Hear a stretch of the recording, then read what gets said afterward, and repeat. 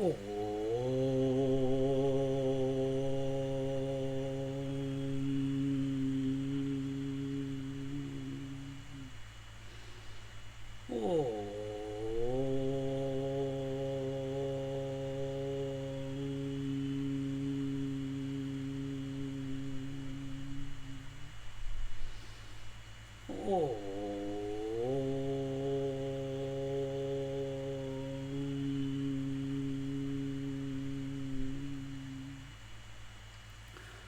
गुरुर्ब्रह्मा गुरुर्विष्णु गुरुर्देवो महेश्वरः गुरु साक्षात् परं ब्रह्म तस्मै श्री गुरवे नमः तस्मै श्री गुरवे नमः तस्मै श्री गुरवे नमः.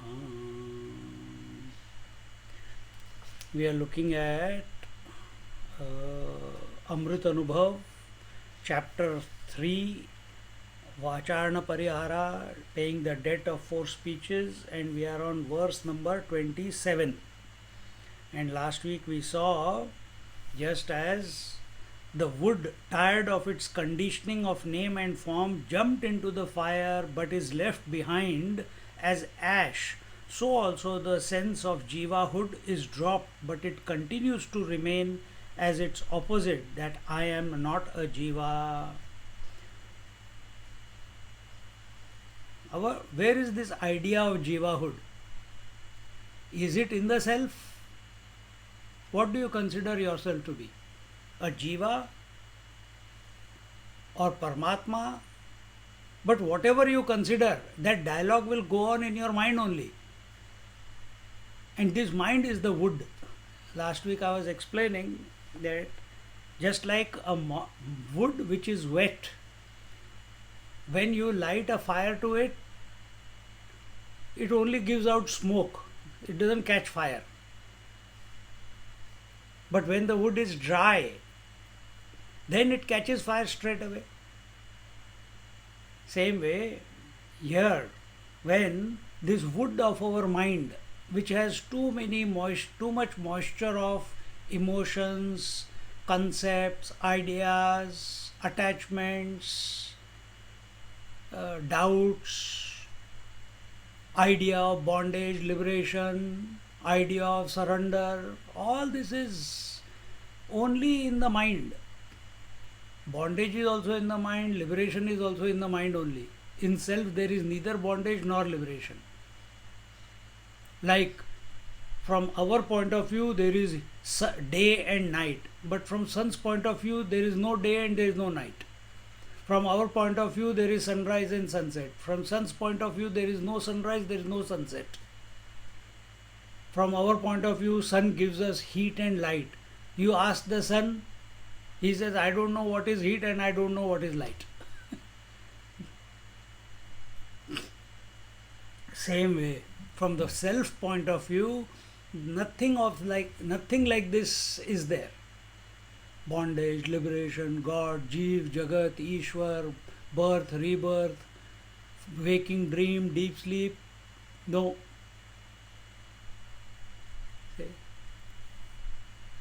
Then now we are in this, we have considered ourselves to be the mind.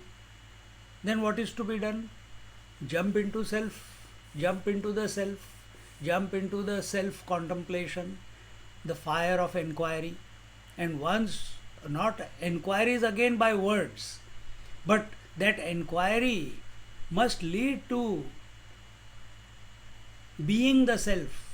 Not just keep thinking, I am the self, I am the self, I am the self.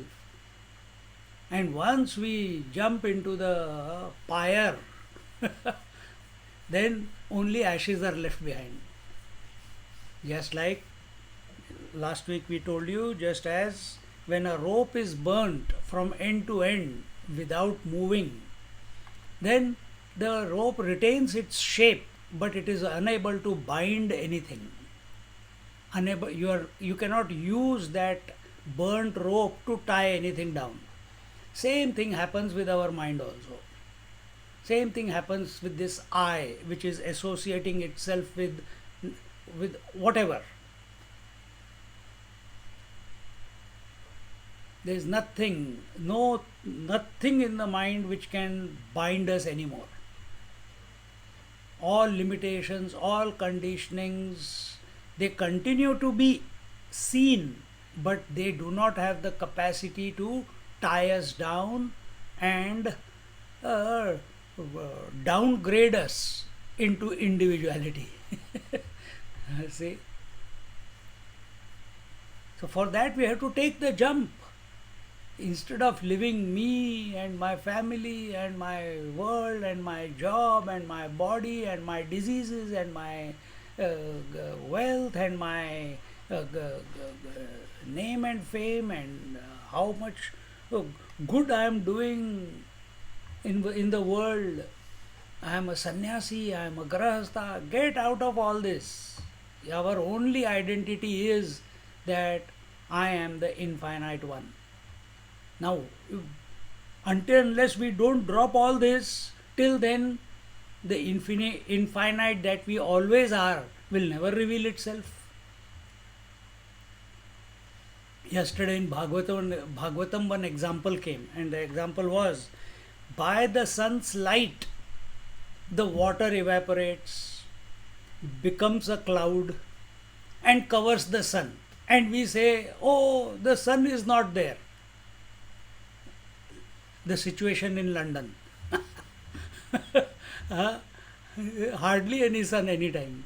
Then, but you forget that in the light of the sun alone you are able to see the cloud.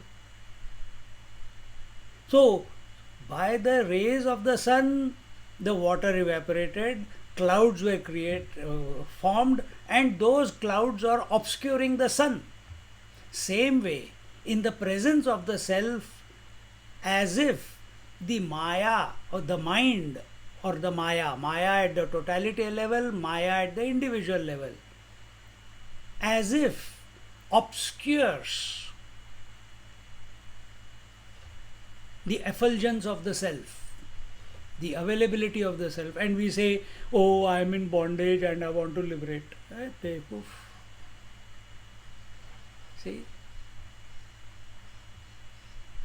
And thinking like this, now don't keep thinking about the cloud. Think about the sun. How long will the cloud remain?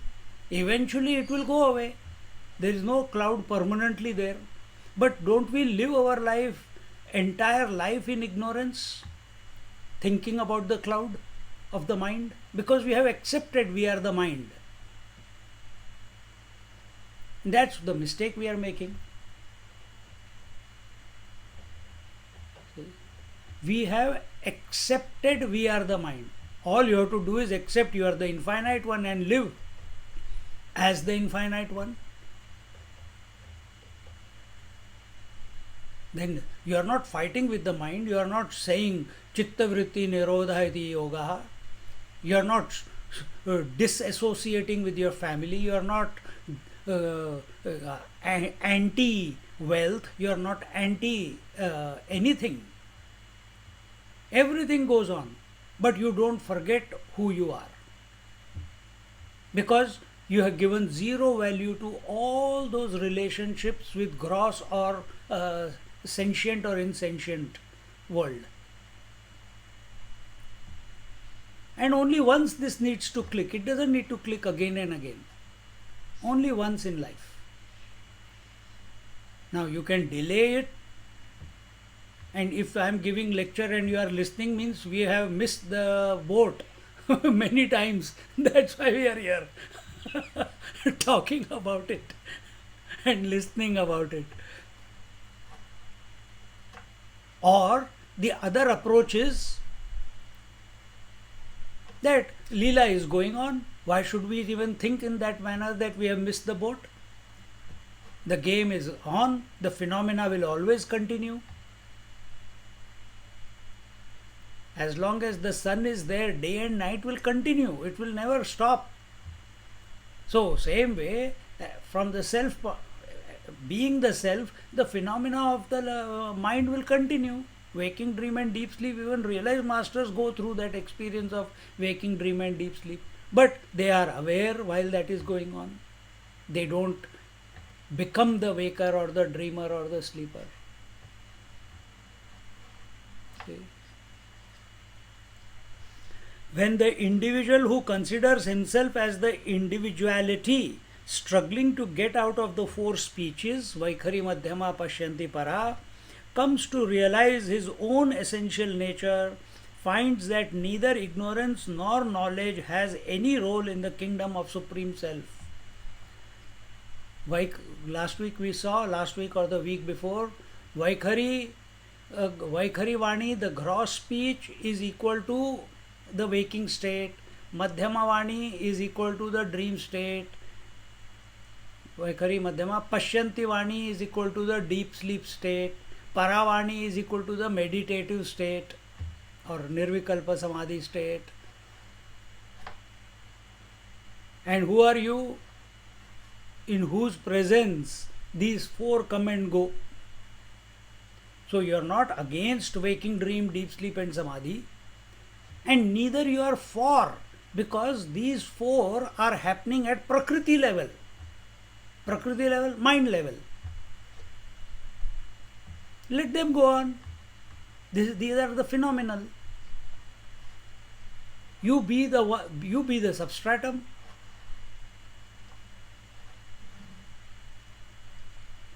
And once we go beyond para means the meditative state, Nirvikalpa Samadhi state. There also you go into the Nirvikalpa and you come out of Nirvikalpa. You miss the point. To go beyond Nirvikalpa, you need Vedanta samskar. Otherwise, it's not possible.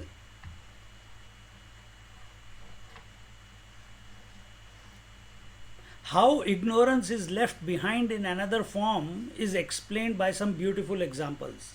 Jnaneshwar Maharaj says, Zadi zada vegada, kapur na dise adada, pari houni parimala, ure jevi. The camphor may not be seen separately from water, but it leaves its presence in the form of its fragrance in the water. This refers to an old tradition where water is cooled in a mud pot and made fragrant with dried roots and karpura, camphor. Although the camphor is other than water, even so, it cannot be seen as other than water because it is dissolved. Once the camphor is dissolved in the water, you can't see the water and the camphor separate. But how do you know there is camphor mixed? Because of the fragrance. Although the camphor has disappeared in its existence in the form of fragrance, so also when the individual puts forward efforts to know the truth, his individuality, what is individuality? The crystallized camphor. His individuality is maintained, then it continues to be in the form of thought.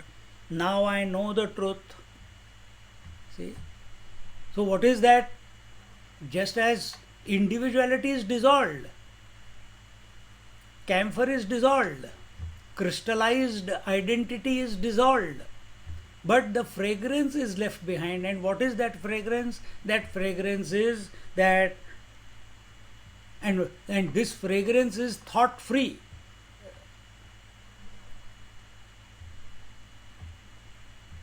Or we can put it as, it may be a thought also, because the fragrance of the camphor and the water, they are absolutely two different things, isn't it?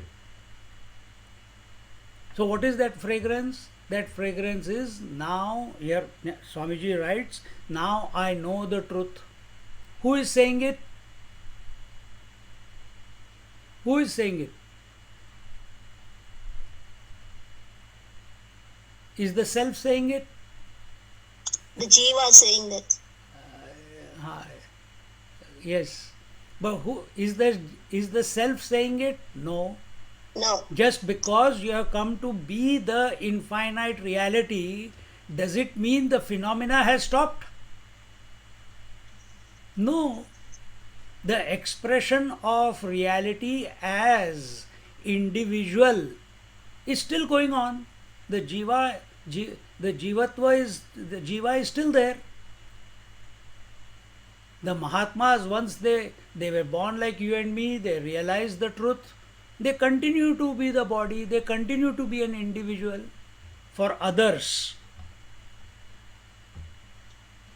They don't say, I am not the body. They don't say, I am not hungry.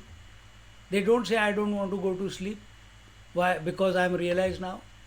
No, they go through the waking dream, deep sleep.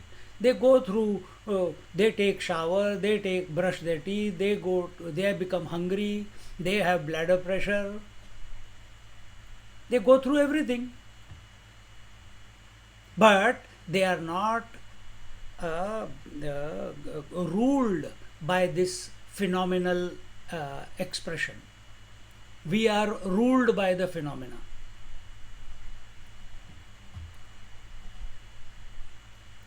They have become free of the phenomena.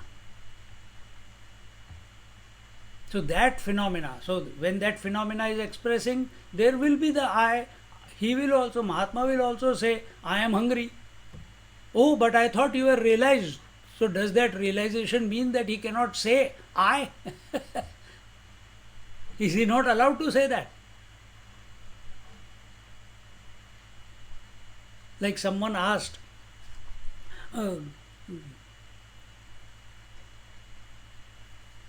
this thought comes that many times people ask, in lot of comment biographies of people, you will read this also. People ask, Mahatma ji, are you realized? And what will Mahatma answer? Will he answer yes or will he answer no? Who is a Mahatma? Who has realized? Who is a Jiva? Who is a Jiva who has not realized? Can the Jiva ever come to know the one who has realized? Can the mind, where the Jivatva is expressing, can the mind ever know the infinite truth? Yato vacho nivartante aprapya manasa saha. Mind does not have the entry into the sanctum sanctorium of the self. So what will the Mahatma answer then? He knows that he is all that there is. But whatever he says, it will be misunderstood by the person who is asking the question. If he says yes, oh, I think he is on an ego trip. Who? The Mahatma. The questioner will ask. And if he says no, arey yaar, unnecessarily I was wasting time listening to him, I should have gone to a realized person. होता है ना कभी, sometime in your mind also this thought must have come.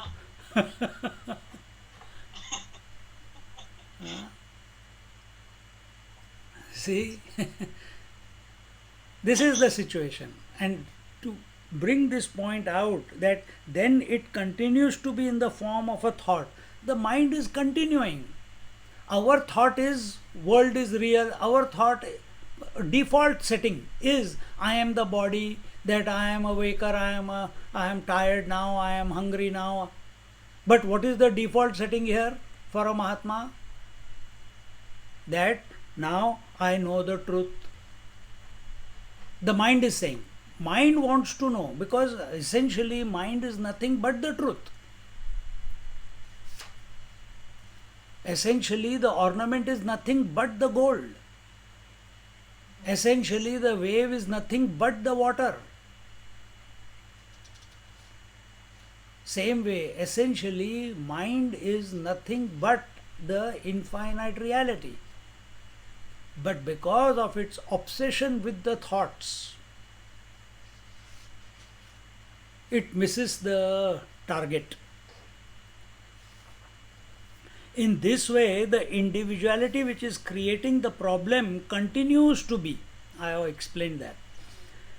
In this way, the individuality which is creating the problem continues to be whether I talk of being ignorant or of being wise.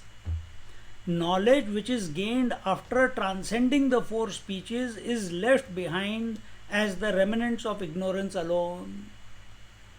So then, such a Mahatma, he is not concerned where how long I should live for 100 years, I should have a healthy body, that I have to eat to survive. No, if the food comes, good. If it doesn't come, also okay.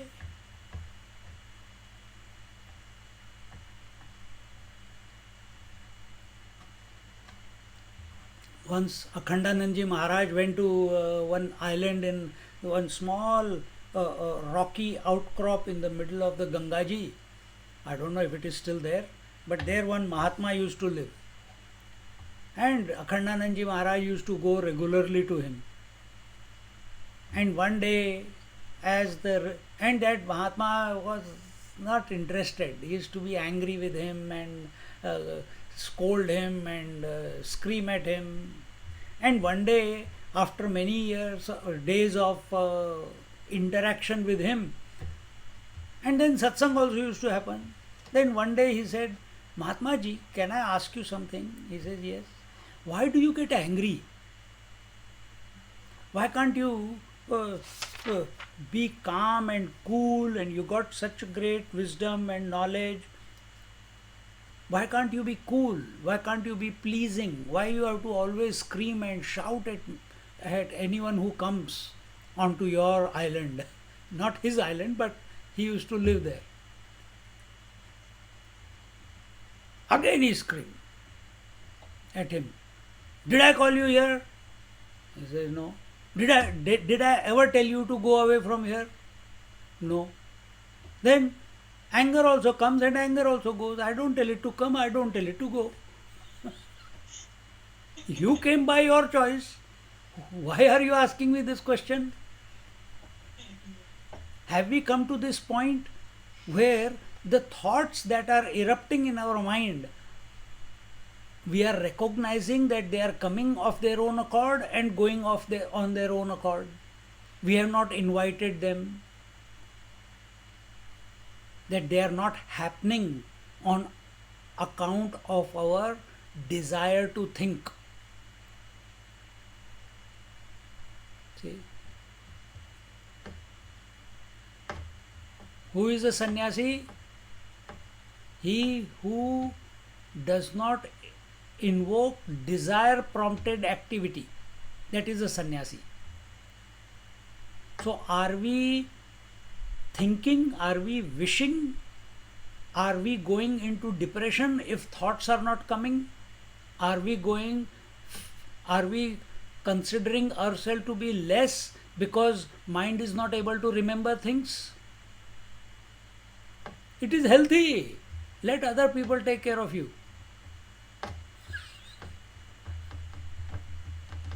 Naturally, life is taking you in that direction, but do it with awareness.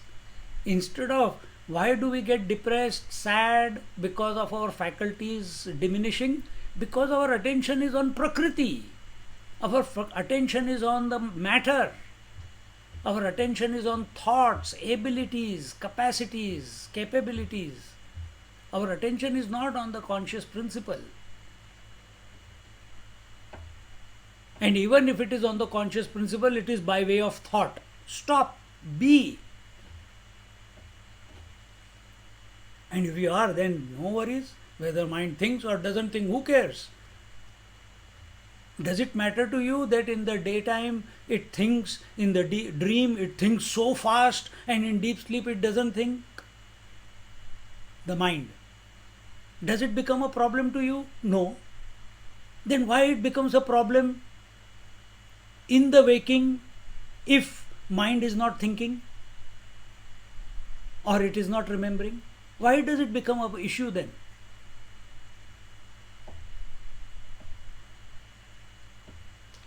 See how we are creating problems for our own self by wrong interaction with with the mind, with the phenomena. The only lasting solution for all this is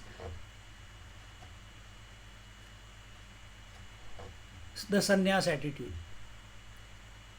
That is why you have got this birth, not to create more data. And how do you not create more data? If you are attached to the world, sarva karma phalatyaga. If you are attached to the world, you are an individual, you are in the family, and you can't stop thinking about family and world and what you have to do and what you are not to do, about your past and about your future aspirations. Then the scriptures say, or Ishavasya, where did we read this? I can't remember now. Ishavasya Upanishad?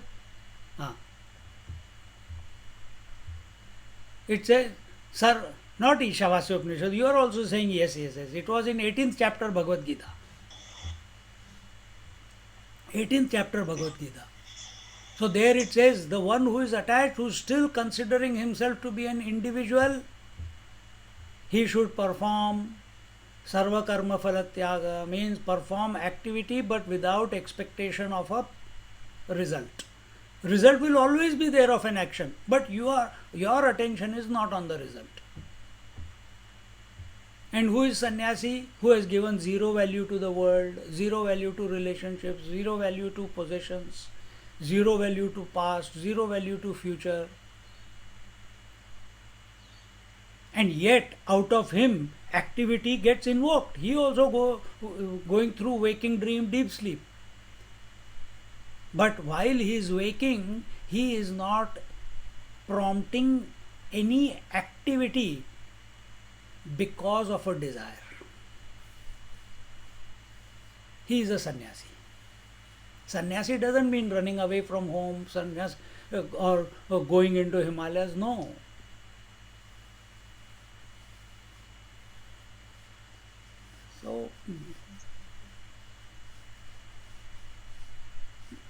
So find out where you are. Find out where you are. If you are attached to the world, attached to family, attached to your actions, attached to the individuality, and you consider you are the individual at this moment, sannyasi is also an individual, remember, as a seeker if we are talking about him. He is also an individual, but he has become indifferent to the phenomena. And he is accepted that he is the infinite reality. And he is on his journey to merge. He is on fire. That is sannyas. It's like that wood. The mind, I am a sannyasi, is an idea in the mind. That I have to merge into the infinite reality is an idea in the mind. But what has happened in a sannyasi as a seeker? He has taken the plunge into the fire. That mind of the sannyasi is going to become the ash now. There is no other way. That will be the result. But to come to this sannyas attitude, that sannyasi must have started from somewhere. So when he started with sarva karma phalatyaga. That is how the second chapter of Bhagavad Gita tells you. And slowly, slowly the whole thought is developed by Lord Krishna in Gita.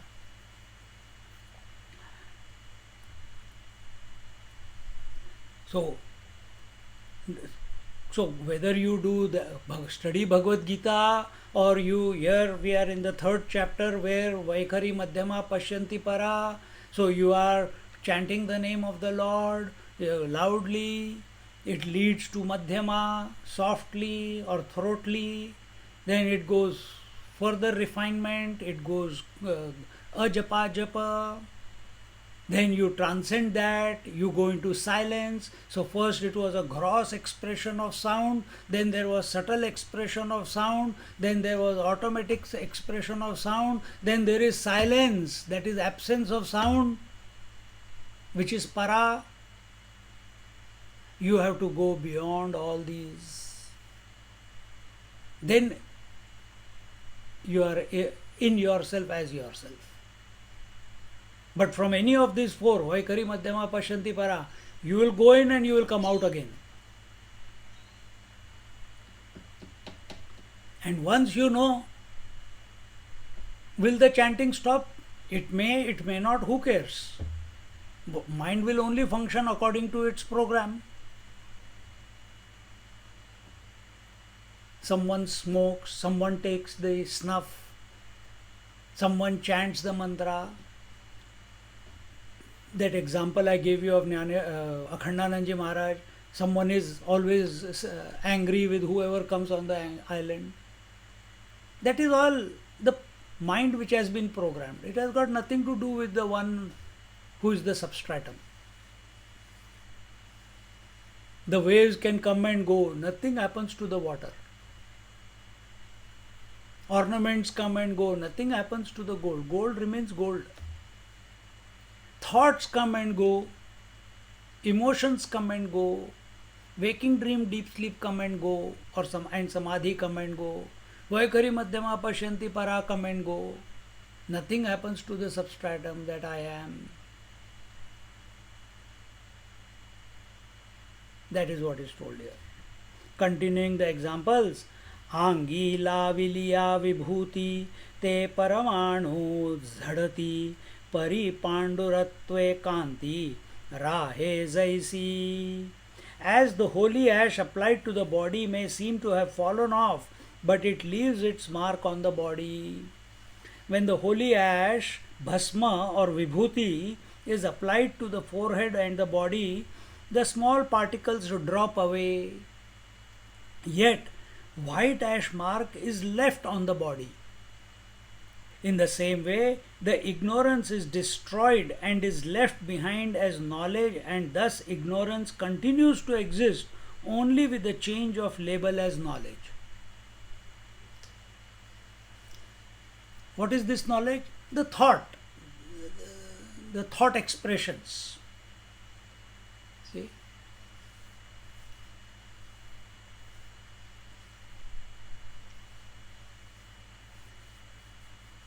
And thought expressions are coming under the purview of ignorance.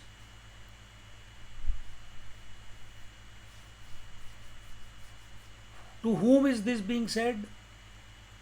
Is this statement being made to a realized master? No, it is being made to us who are considering, imagining ourselves to be conditioned individuals. To us it is being told. Because we want to understand first and then realize. That is our problem.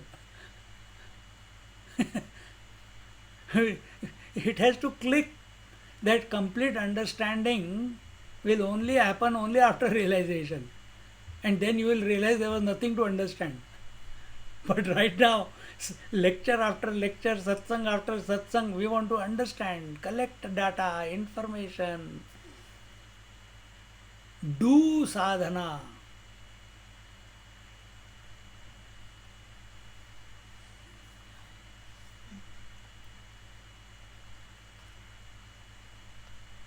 And thus ignorance continues. So even after the ash, even after the mind has turned into ash, still the knowledge continues to express, thoughts continue to be formed, but they are all in the purview of ignorance, expressions of ignorance alone. But now those expressions of thoughts, emotions, ideas, etc. are not able to bind the conscious principle, bind the I.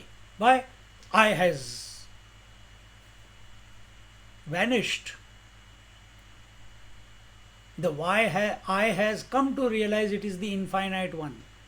But when the mind says, I know or I don't know, which I is that? It is the vritti raham. It is the thought I. It is the thought I. Out of habit it is saying. The mind is saying that out of habit. See?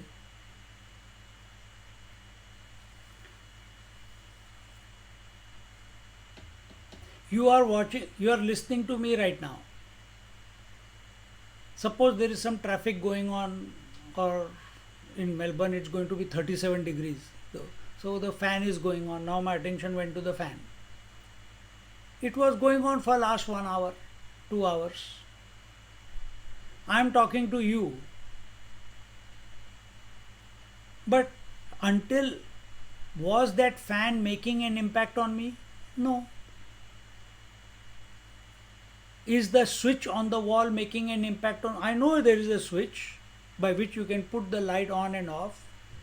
But is it invoking a response out of me? No. When you are in deep sleep, you are muttering away something.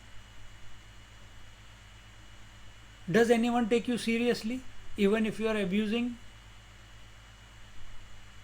If you are in deep sleep, if you hit your the child kicks the mother or father, do the parents take it as an affrontation to them?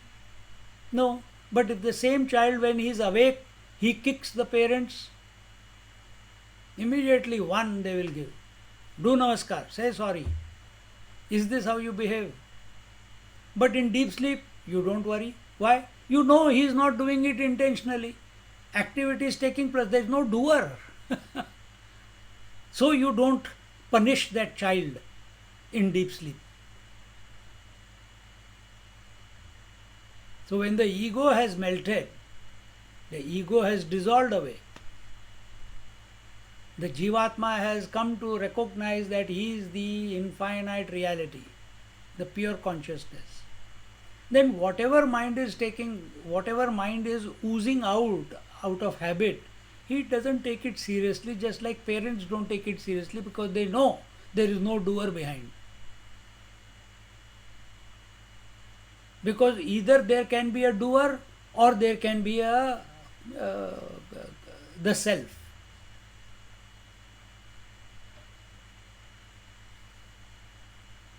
See? So who is a Mahatma? In whom the doer, the owner of all experience, is absent. So he sees without becoming a seer. He experiences without becoming an experiencer. See? And so on. Therefore, doesn't take anything seriously. Doesn't feel guilty, doesn't feel elated. That is the disposition. So here, teacher is saying, so those thoughts which are still erupting in the mind are because the remnants, whatever is left behind. How long will they keep erupting? As long as the body is there, they'll keep coming. But in Mahatma, the owner of the thoughts is not there anymore. In us, we are there. Can you please repeat that? That was a wonderful thought. Because you are collecting information.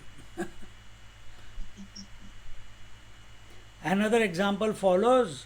Na vohala angi jaise pani pani pane nase tarhi bolha sacheni mise adhichate.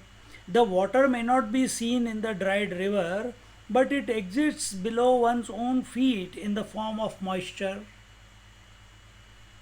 When the rain falls, the rivulets get filled with a strong current of water. When the rains have ceased, the rivulet becomes dry again. It appears to be totally dry. Saraswati river has dried. Many seasonal rivers, they appear during the rainy season, then afterwards they dry up. Although the water cannot be seen as flowing water, the moisture is still held in the riverbed. So also, ignorance may not exist separately. after one has made all the efforts in spiritual sadhana, but it remains in the form of knowledge because the individuality is still retained. We are talking about a Mahatma who has come to realize his essential nature, but the phenomena called the body, breath, mind, intellect continues even after realization. Why did it continue? Because he realized before he died. We want to realize after we die. That is the problem. We want Jivan Mukti. We don't want Videha. In the Videha Mukti means, technically it means your body disidentified while living. But Videha Mukti also means death. Which one we want?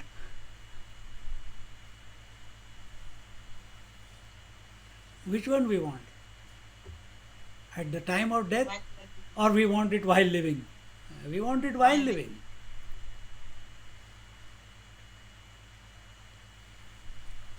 Here and now. Ha, here and now.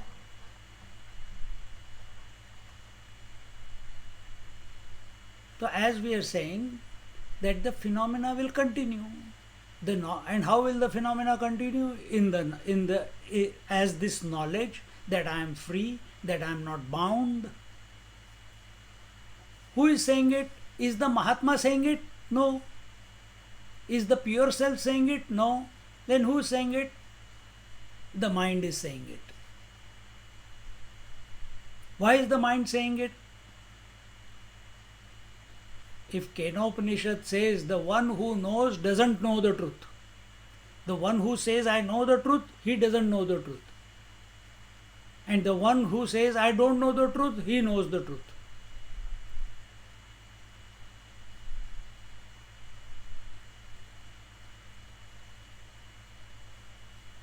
So that means every Mahatma who says Aham Brahmasmi and he is established in the truth. Vivekananda said, Ramana Maharishi says, through his various Saddarshan, Sadachar, or Upadesh Sar.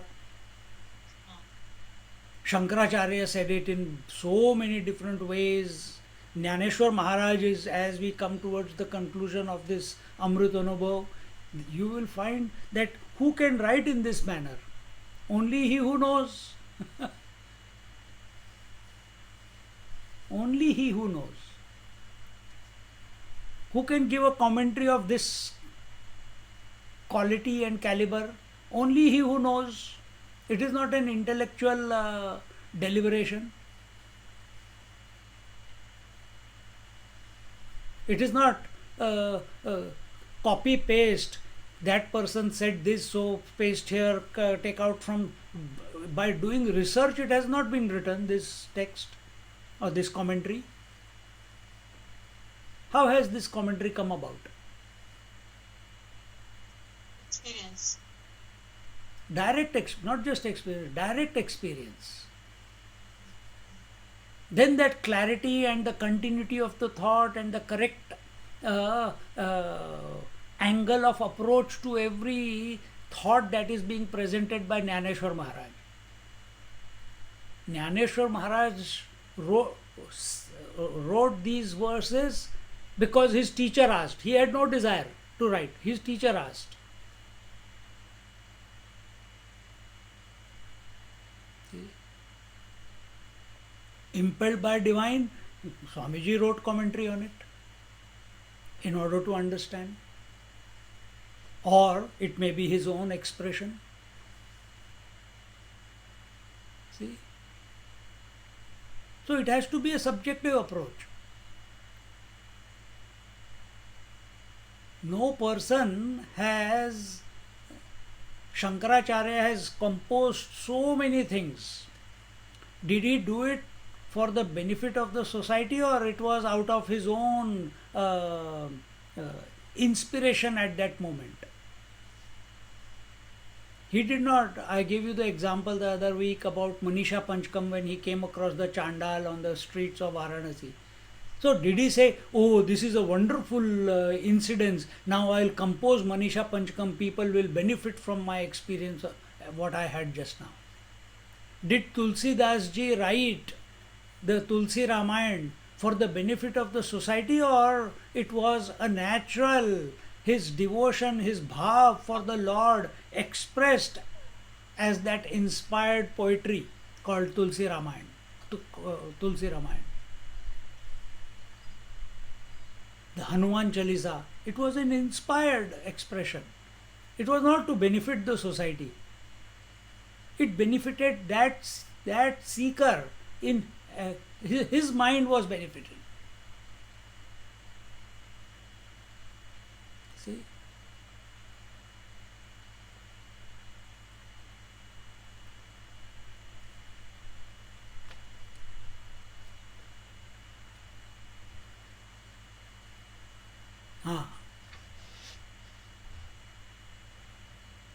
No, I repeated the 29th verse again by mistake. So here we are saying, but it remains in the form of knowledge because the individuality is still retained. Jnaneshwar Maharaj was a realized master. Then why did he give so many months of lecture on Bhagavad Gita? He is a realized master. Why did he write Pasaidan? Compose Pasaidan? Why did he compose these verses of Amrit Anubhav? Oh, so if he is writing these verses, that means he must have used his mind. And if someone is coming and he is writing and someone is coming and he said, don't disturb, I am writing. Oh, I think he is not realized because he is disturbed by my coming and when he is writing. This is the stupid conclusion that we people come to.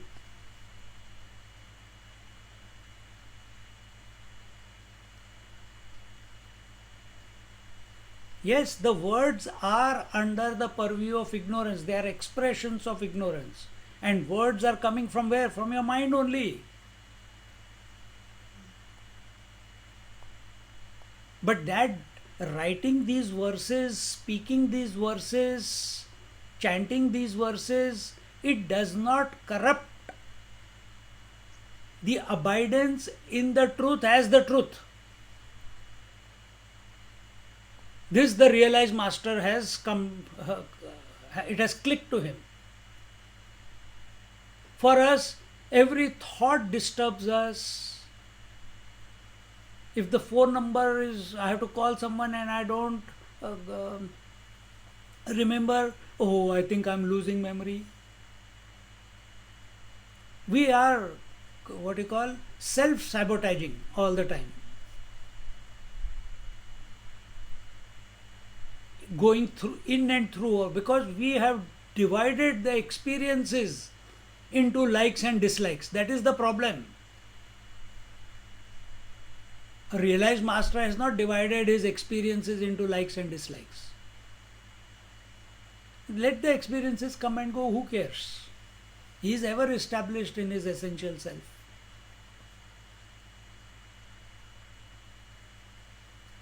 That is why you will see many compositions anonymous. You will not find any author of those compositions, beautiful compositions. Or many people have written and they did not want to write their name, they write Vyasa Stuti, composed by Maharishi Ved Vyas, or they say composed by Adi Shankara, even though he did not do it. There are some of them like that. Or they just write, who is the author of this poetry or this composition? Unknown. See? Because not taking any ownership.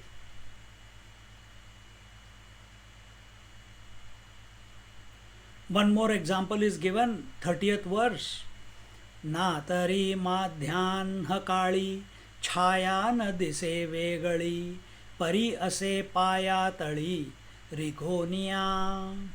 The shadow may not be seen distinct and separate at high noon, but it exists below one's own feet. Just as moisture was there below your feet and you couldn't see the river, flowing water, but moisture was there. Similarly, at the midday means at the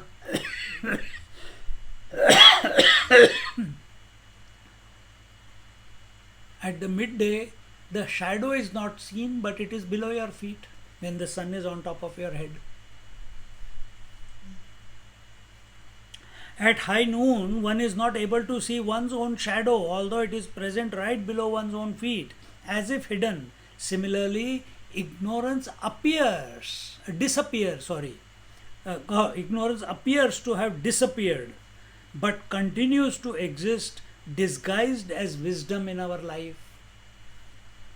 So, what do we call wisdom? Be very attentive. What do we call wisdom? How do you, empirically, relatively speaking, how do you determine a person is wise? Knowledge. By his ability to speak, ability to explain, ability to have some siddhis. But if a mad person comes in front of you, slaps you 10 times and goes away, will you consider him to be wise? Or will you call the police and put him into a mental asylum? A realized person can do anything. You cannot put him in a box. Jad Bharat, the story comes in Bhagavad. Jad Bharat, from childhood he was like that. Like a mad fellow. Totally unaware, didn't want to study, didn't want to go to school, didn't want to talk.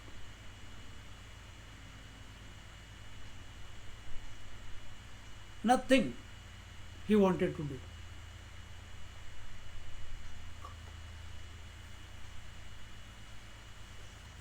So, from societal point of view, he has lost the plot.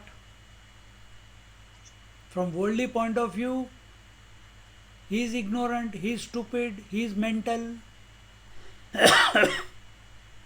he is good for nothing. And then one sign, and from then onwards, suddenly that stupid person, that person who was considered stupid for 15-20 years, suddenly is considered as wise. See how we think. Our conclusions with our limited knowledge will always lead to more confusion. We can never assess. We can never come to the conclusion that this Jeev Jagat Ishwar is essentially divine with our limited knowledge. And for the one who has the knowledge, who is wise by nature, he doesn't go around creating divisions between Jeev Jagat Ishwar. He uses those words, he talks about it, but he knows everything is one. You talk about your various limbs in your body, but you know it is one body. After listening to Vedanta, you talk about, you will enjoy the playing in the waves of the ocean, but you know it is one waters.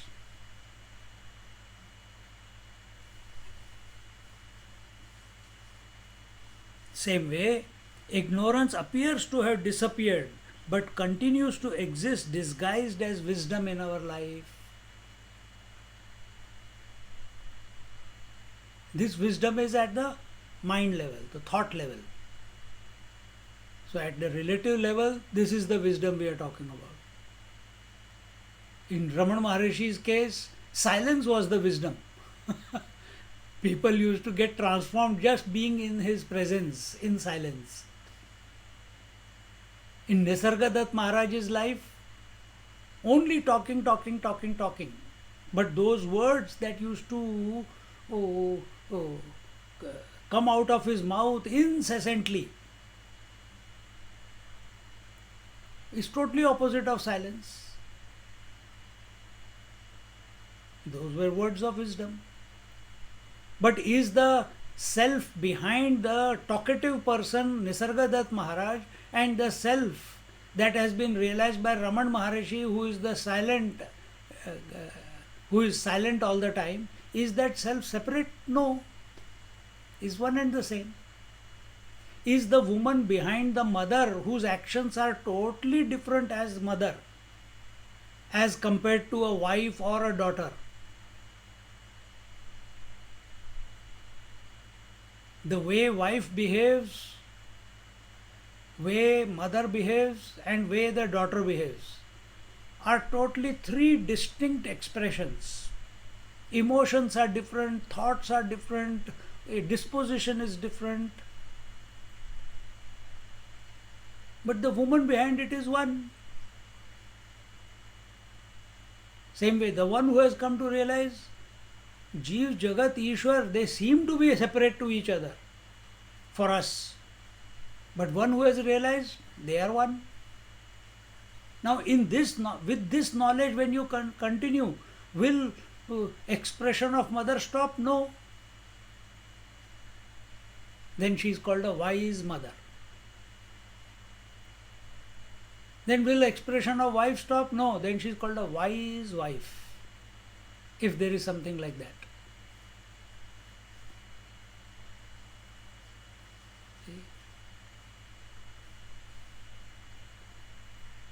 तो ये click होने वाली बात है ये. If this is so, then what should the seeker do? We are already answering, but let's see what Jnaneshwar Maharaj is saying. तैसे ग्रासूनि दुसरे स्वरूपी स्वरूपाकारे आपुले पणे उरे बोधजो का. He says, in the same way, the knowledge having destroyed the ignorance lives as knowledge thereafter. So what is the ignorance? Acceptance of conditionings as I is ignorance. Identification is ignorance. See. Now what has happened? Knowledge has taken place. You have come to realize. Now what is happening? The thoughts are continuing. Everything is continuing. But there is no identification. That is wisdom.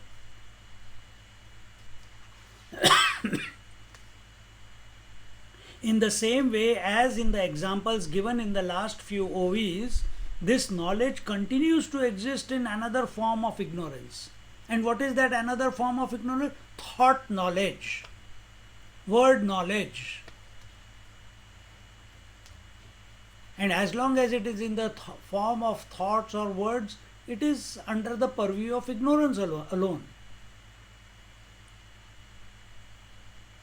Knowledge as opponent of ignorance is still in the relativity, the idea of ignorance and the idea of knowledge. Just as we saw in previous few verses, knowledge and liberation and bondage. These two ideas were taken. Bondage is also in the ignorance, and the idea of liberation is also is an expression of ignorance alone. So same way here, and for that the Shiv Sutra was mentioned, Jnanam Bandhaha, that knowledge is bondage. So yes, we have the thought knowledge which has removed the ignorance of tamas and rajas, but this knowledge also has to be transcended. You have transcended Vaikhari Madhyama Pashyanti, but you have to transcend the para also. You have to transcend silence also. Otherwise, silence gives you ecstasy, silence gives you horripulations, Silence gives you continuous, undisturbed sitting for hours together. But in the end, when you come out, the world is still there, individuality is still there. We have to, realization is transcendence or going beyond sound and silence. And what does it mean? That when you go beyond, you recognize that you are the one who is beyond sound and silence, you are the one who is illuminating the sound as well as silence, then from that moment onwards, you are neither running away from sound, neither running towards silence. You are unaffected by sound and silence. Let them come, let them go, who cares? All is I. The phenomena will continue. Knowledge as opponent of ignorance is still in the relativity. It is not real knowledge. So, that knowledge which removes ignorance by thought, we are saying, it is still in the purview of ignorance and it is not real knowledge. Real knowledge is in spite of the thoughts. I am not saying thought-free knowledge is real knowledge. That will become chitta vritti nirodha iti yoga. No. We are saying in spite of thought knowledge, self is. Whether the mind is erupting the thoughts or whether mind is in silence, I continue to be. Every day, waking, dream, sleep, waking and dream, thoughts. Deep sleep, no thoughts. They are coming and going every day. Don't you know that they come and go every day? Yes. Then the one who knows is other than the waker, other than the dreamer, and other than the sleeper. Because waker cannot go into the other two states, the dreamer cannot go into the other two states, the sleeper cannot go into the other two states. Then who knows that yes, the three come and go every day? That one you are, the transcendental one. The one who is beyond the manifestation and the unmanifestation. Who is illuminating both, yet not destroyed by both. Who is Jiva? Even though he is illuminating both, but he is disturbed, therefore he is called a Jiva. Now once this clicks, then any situation, any environment, you are where you are, as you are. No reaction. From essence point of view, no reaction. Mind may react. Let it. If it doesn't react, so be it. Like that Mahatma on the island. He says, I didn't ask that. Did I ask you to come? No. Did I ever ask you to go? No. You came by yourself, you go by yourself. Anger comes by itself, anger goes by itself. Now this example should not become an excuse to become angry. No, anger came by itself. I don't know why anger is coming. No.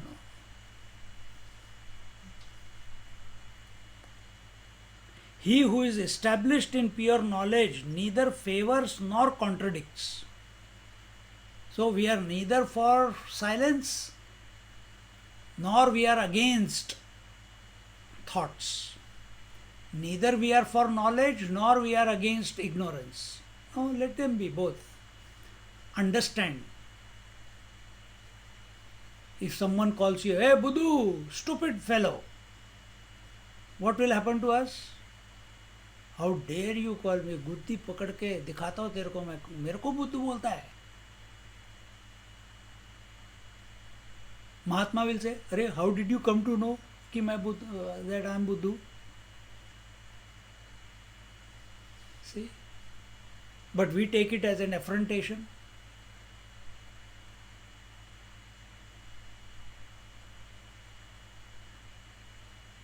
pure knowledge is that where there is neither Dvandva nor Dvaita.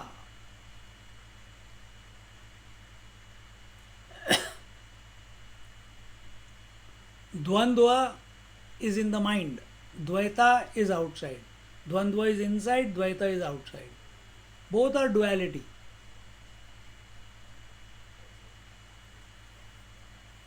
The sense of difference outside is called Dvaita.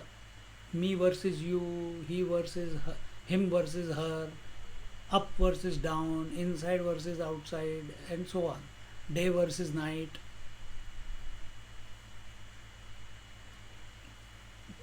And that duality, when it appears inside our mind, that is called Dvandva. This is the situation. If this is the situation that with intense efforts one transcends the four speeches and yet finds that one has been running only to stay still at the same point of ignorance alone, what is the way out? What I was telling you before. We put intense efforts. What was the effort? Hare Ram, Ram Ram, Hare Hare, Hare Krishna, Krishna Krishna, Hare Hare. How many malas? 26 malas every day. First it was mechanical, then it became a bit conscious, and over some time you migrated from Vaikari to Madhyama to Pashyanti to Para. When you reach Para, what is Para? I told you, Nirvikalpa Samadhi. Silence. You put so much effort sitting still, chanting the mantra, first loudly, then lost your throat, it became Madhyama, and that also was transcended. You came to Pashyanti and Para. And then you find, Arey, silence is also ignorance only. I was thinking that I have transcended Vaikari, Madhyama, Pashyanti. I think I have achieved a great deal now. I am really advanced in meditation. I am advanced in my spiritual journey, in my spiritual unfoldment. Now I realize I am still ignorant. Arey, all my wasted efforts. Oh, how can this be? Where am I going wrong, sir? Sound and silence both have to be transcended. Knowledge and ignorance both have to be transcended. That is what the teacher is telling here. Our obsession with silence wants us to meditate again and again and again and again. And when we go into this silence, remember, when we are in silence, we are not contemplating. We have to consciously contemplate. Remain active. Don't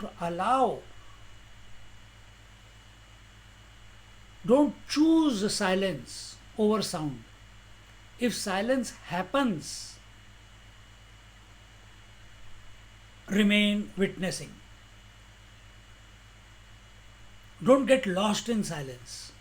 Don't seek silence.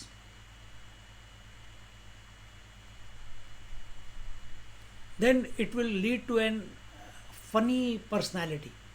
If you seek silence, then you are against sound. Then you are against little bit sound, little bit music going on, children screaming, shouting, and you want silence. I don't want to be disturbed. This is a chicken farm. I don't want to be here. Going on everywhere. I am silent. I want calm. I want peace. Such people become addicted to peace, addicted to silence. They have not learned the art of remaining in silence in spite of sound. See?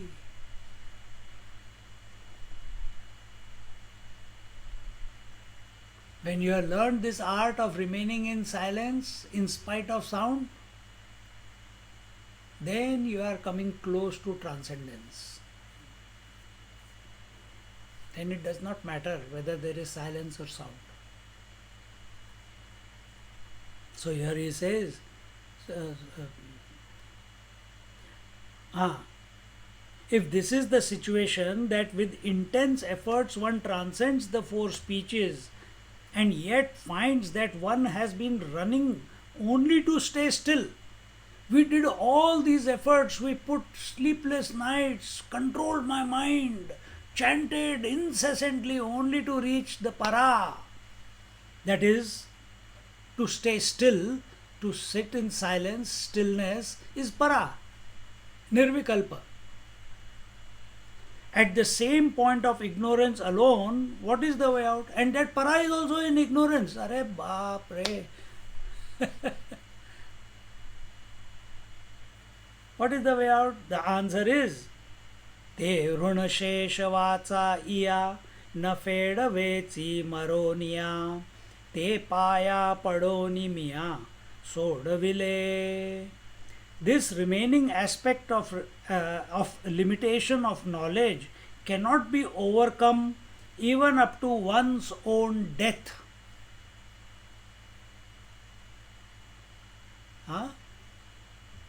This remaining aspect of limitation of knowledge cannot be overcome even up to one's own death. Till death, this sound and silence, again sound and again silence, then again sound and again silence, waking, dream, deep sleep, waking, dream, deep sleep, samadhi. This will go on till when? Till the last breath. Of what? Of you? No, of the body.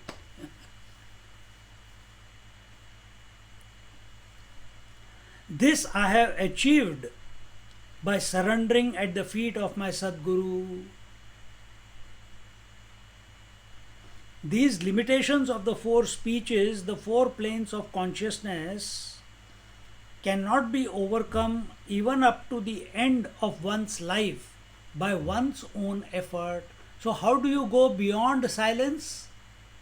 Vaikhari Madhyama Pashyanti Para. How do you go beyond para? Is it by your efforts? No. Only by grace. And for Jnaneshwar Maharaj, his Guru's grace, Nivrittinath Maharaj.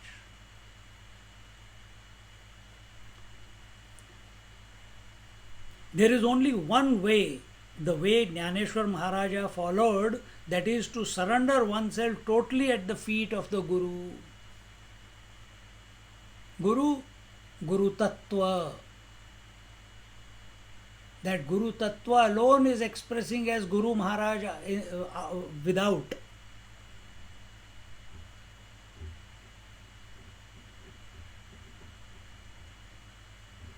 When such a surrender takes place, the individuality is dissolved. In this way, the limitation of the four speeches have been transcended by the most simple method which lies in the heart of the Bhagavad Gita. So, do you need to do meditation? No. Do you need to do Chitta Vritti Nirodha? No. Do you need to do Ashtanga Yoga? No. Do you need to do Kundalini Yoga? No. Kriya Yoga? No. Do you need to do fasts and vows and Panchagni Tapa and pilgrimages and Puja, Archa, Yajna, Yag, Dan, Tapa? No. Should I give up then? No, continue. Don't stop anything, because then it will be your desire to stop. Don't desire anything to stop or start.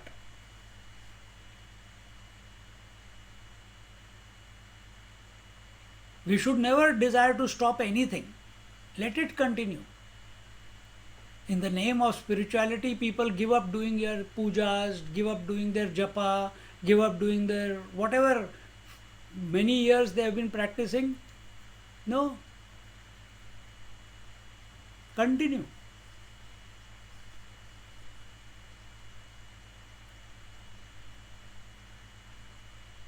Why should we continue?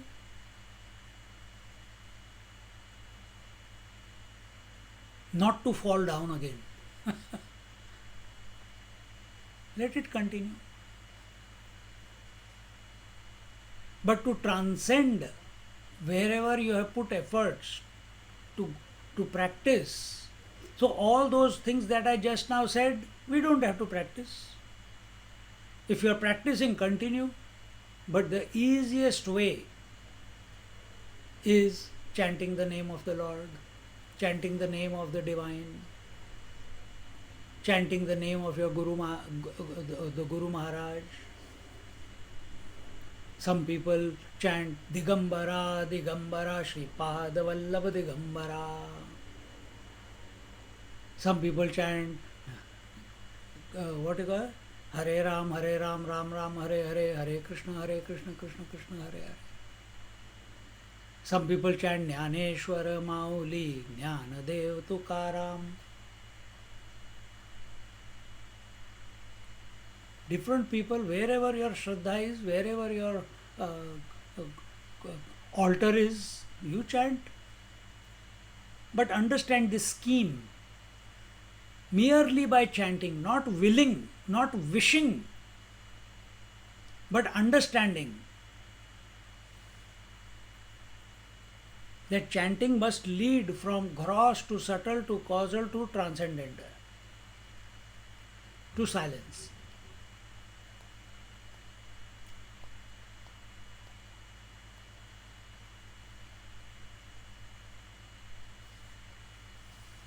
So if we are sitting in meditation, it's leading us there.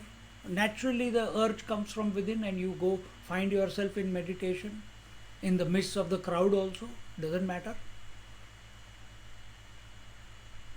Then how do you know it has happened naturally or has it happened willfully?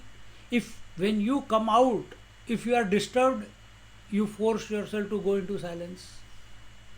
If it had happened naturally, then silence will continue even in spite of sounds. If you are getting disturbed by sounds, then we were anti-sound and we were for silence.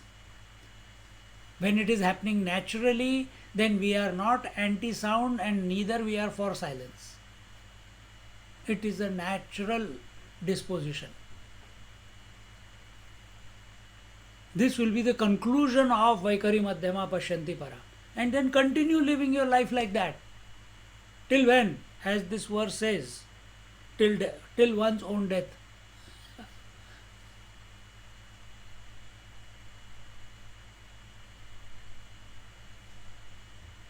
Then why did I not get merged into the divine? Why I have to go into only in silence? I want Sahaja Samadhi. I have no.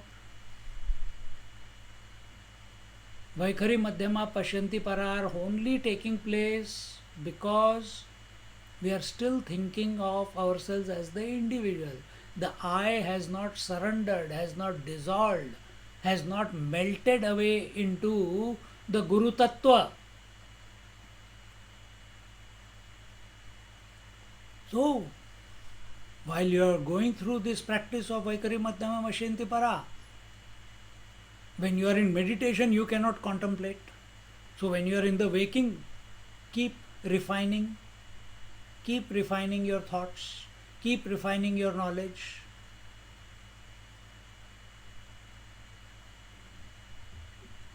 Don't come to imaginary conclusions. Keep surrendering to the divine. Keep surrendering to the Guru Maharaj within. What is the difference between the student, the seeker and the Guru Maharaj? Guru Maharaj knows he is one without a second. And he is teaching that one without a second to the student through the scriptures. And how long does the student have to study? Till he comes to realize that he is one without a second.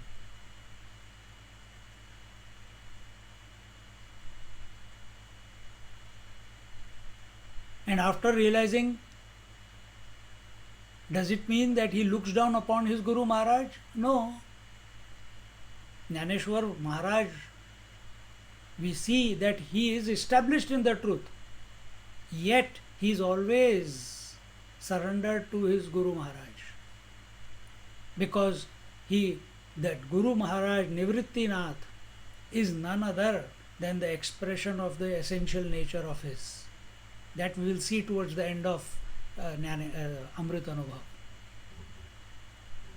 But at the worldly level, this is the ideal that is being presented. Vidya Vinayana Shobhate. Knowledge must express as humility. Oh, my teacher Nivrittinath, he is always silent. Nivrittinath was always silent, he hardly spoke anything. And Jnaneshwar Maharaj, he is giving lecture after lecture after lecture after lecture. So one is Nivritti, dispassion, renunciation, all of them were, but dispassion, always in silence. Jnaneshwar Maharaj, always talking. Both are established in the same truth. Both of them are living together along with their brothers and sisters. All the four of them are sannyasis. All four of them are sannyasis, established in the truth. But each one's expression is different. One is silence, one is talking. Sopandev and Muktabai, they were also realized. Because Muktabai is the guru of Sangdev Maharaj, who was 1400 years old. At such a young age, she was only 9 or 10 that time. When Sangdev Maharaj comes, Jnandev Maharaj says, I am not your guru, she is your guru. See? So were they in the family? Yes, they were brothers and sisters. No, we are realized there is no brother, there is no sisters, there is only truth. No, don't be stupid in that manner. Drama continues. Abidance is not to be shown, abidance is within. It is your disposition, it is your poise.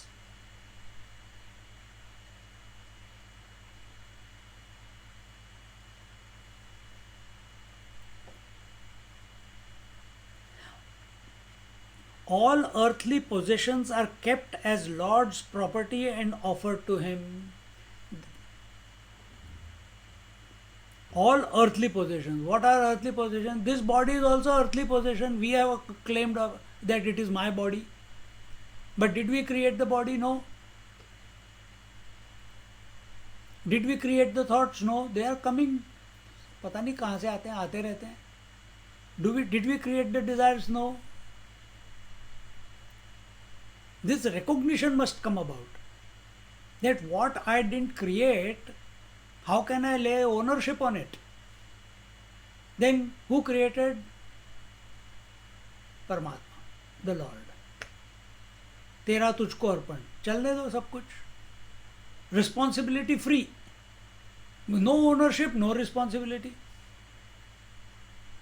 I sent you all book, no? In Quest of God by Papa Ramdas. His journey for 9 years. If you have read it, at mercy of God, Ram. If food has to come, Ram will. He never begged one single day in 9 years. If food is meant to come, it used to come, he will eat. If it didn't come, he didn't eat.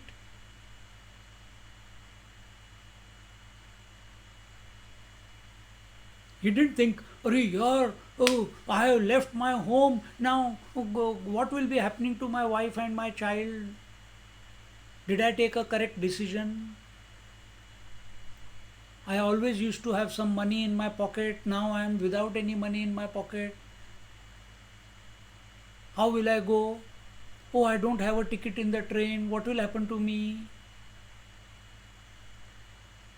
Nothing. How will I brush my teeth? I don't have a toothbrush or toothpaste. These are silly questions that you and me have. Papa Ramdas did not have any of these questions. He left, totally abandoning himself at the feet of the Lord. You take care of this equipment, nothing to do with me. I'm only going to remember you, that's all. That is surrender. Not only in the mind. That mind is, the whole universe is in the mind.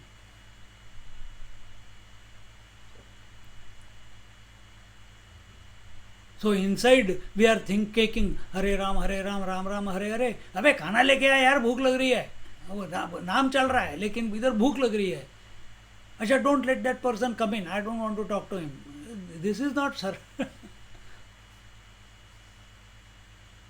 If there is a will taking play, expressing itself, then we are still not surrendered.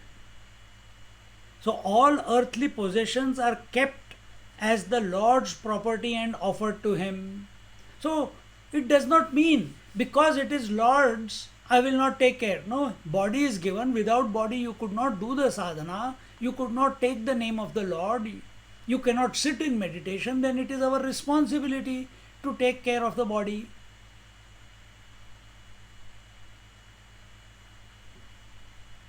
Depends. If you think body can be taken care of only by eating, then eat or eat. Some people think taking care of the body is by fasting. They keep fasting. Some people think that by taking care of the body means exercising, so they keep exercising. Some people believe taking care of the body means doing pranayam, no disease will come. They do that. Yet some other people think that taking care of the body means using this body to come to establish in the reality. Where is your attention? That will determine how you take care of this empirical equipment.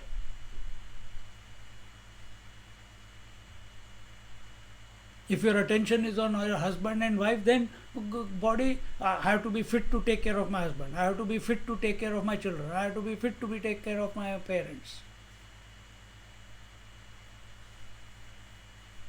Body does not just mean the physical body, it also means the pancha koshas are the body. But our obsession is only with the physical body.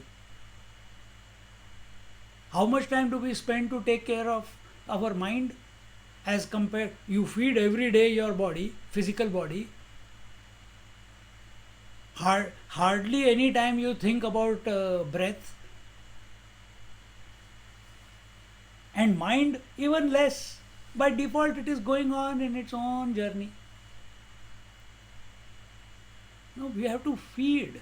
Just like as important as it is Satsangatve Nissangatvam Nissangatve Nirmohatvam. That verse is there, no, in Bhaj Govindam. Satsangatve Nissangatvam. So at the physical level, what you interact with, what company do you keep? At the sensory level, what company, what do you expose your eyes to, ears to, tongue to?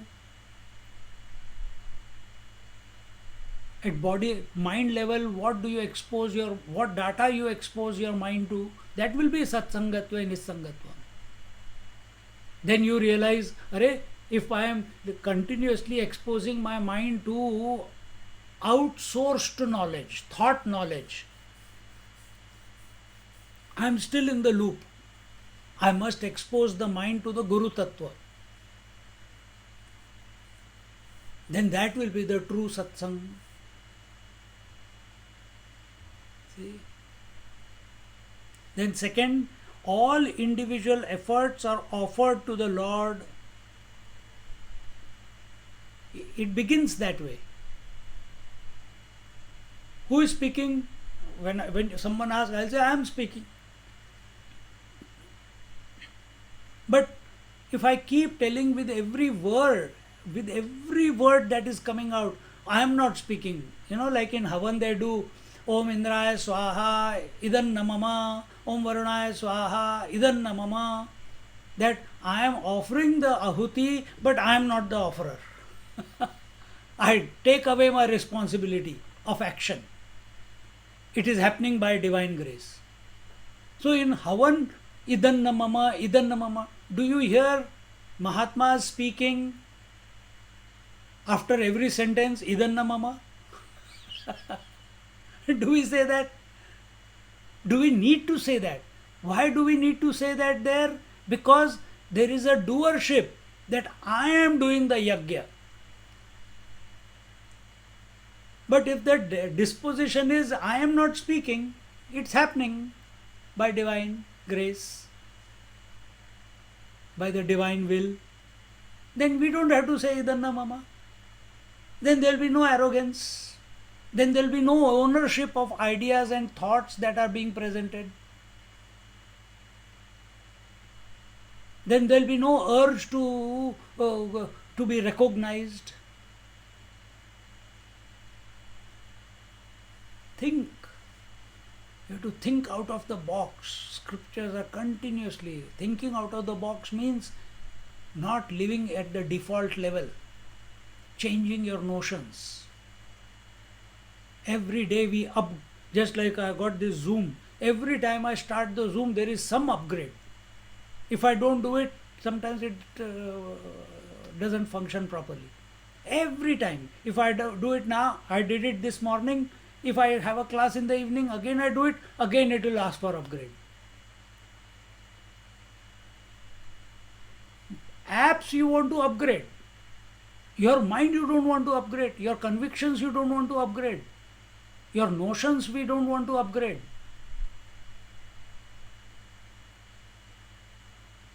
Those who do not upgrade and make themselves up to date, उसको बोलते हैं सठियाना, becoming senile, living in the old. The people call them orthodox. This knowledge is not orthodox, it is ever fresh, here and now, ever fresh. And the best way to upgrade is expose your mind to the essential nature. Expose the I, the individual, to the infinite. How do you do it? Vaikhari madhyama mashyanti para. Continue to.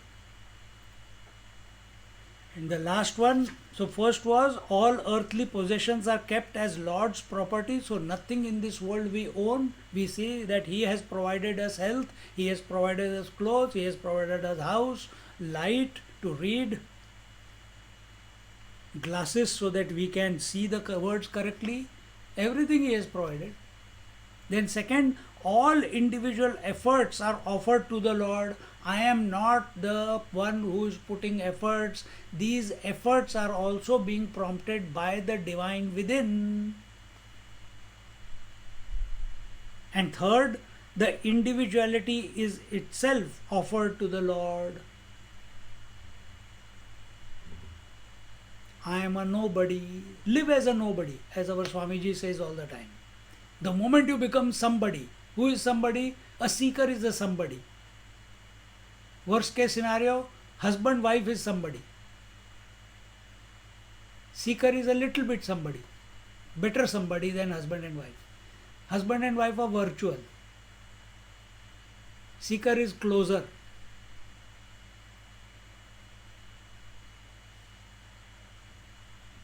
From there you can take a jump.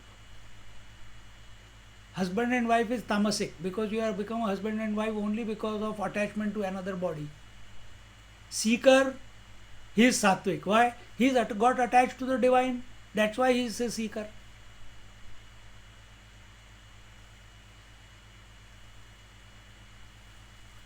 So same way, Vaikhari is gross, Madhyama is subtle, Pashyanti is causal. That causal is closer to the reality. And para is even more closer to reality. But that does not mean we remain there. No, we have to go beyond. And going beyond means where? Somewhere. No, back to our own essential nature.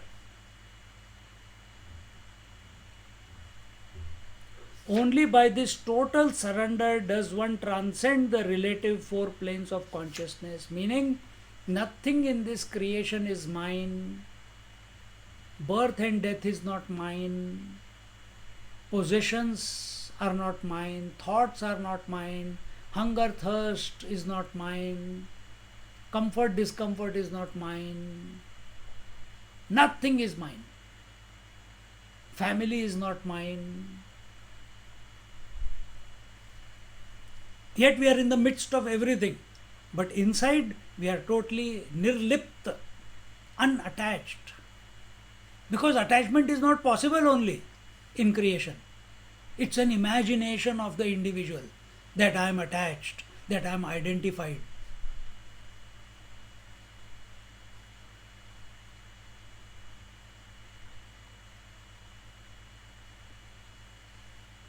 Therefore, conclude. हो गया time, अरे time ज़्यादा हो गया. Give me 2 minutes, then this chapter is concluded. Therefore, Manaoni para pashyanti madhyamahana bharati ya nistaraliya lagati jnani ajnani chi.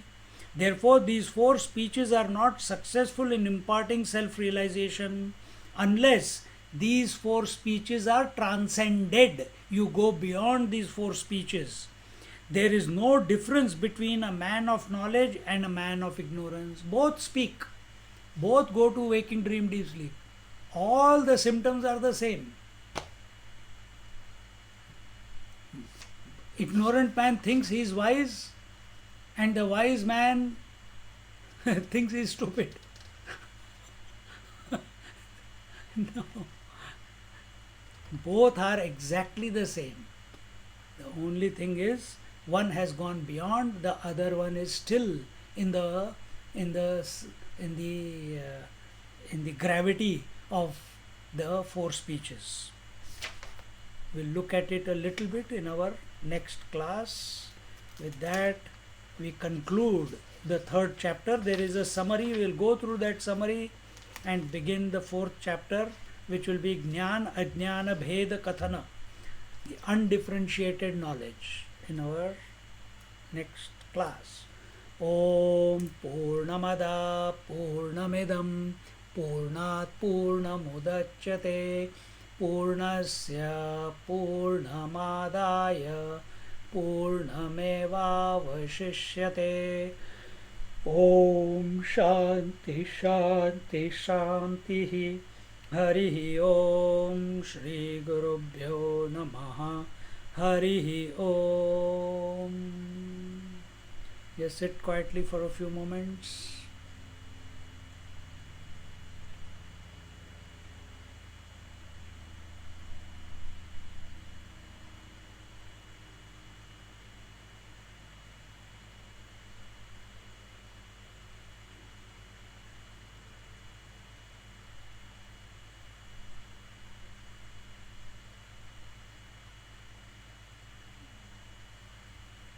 Hari Om.